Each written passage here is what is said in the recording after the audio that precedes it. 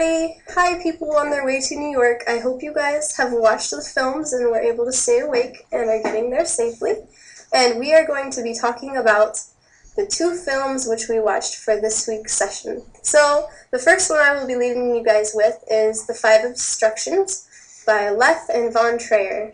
So let's be shifting our focus, and we're going to talk about a few different points regarding the films.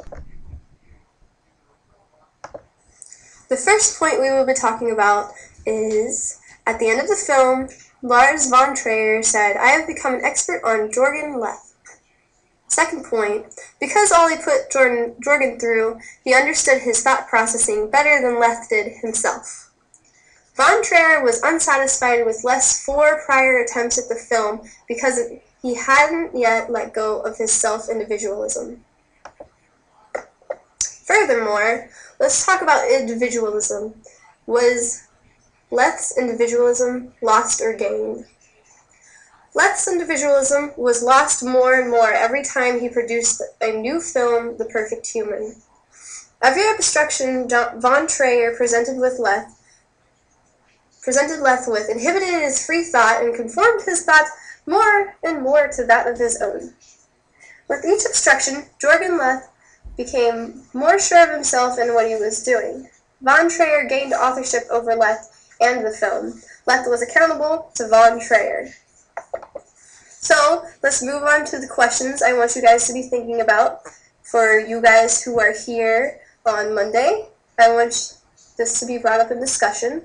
And for you guys who will be coming back on Wednesday, and just keep this stuff in mind and maybe take some notes on the questions I'm asking. Would The Perfect Human really be considered Jürgen Leth's film at all?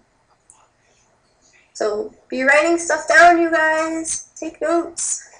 Why did Von Trier encourage Leth to let go of his individualism? In the last obstruction, Jürgen Leth says he obstructed Lars von Trier. But did he really? Everything he was saying was written by Von Trier, and it wasn't his own words. How could he have obstructed Von Trier in the first place?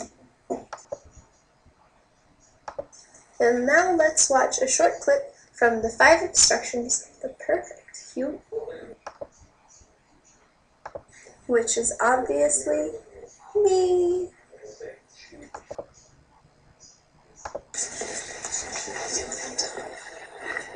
The perfect human. That's just something we say.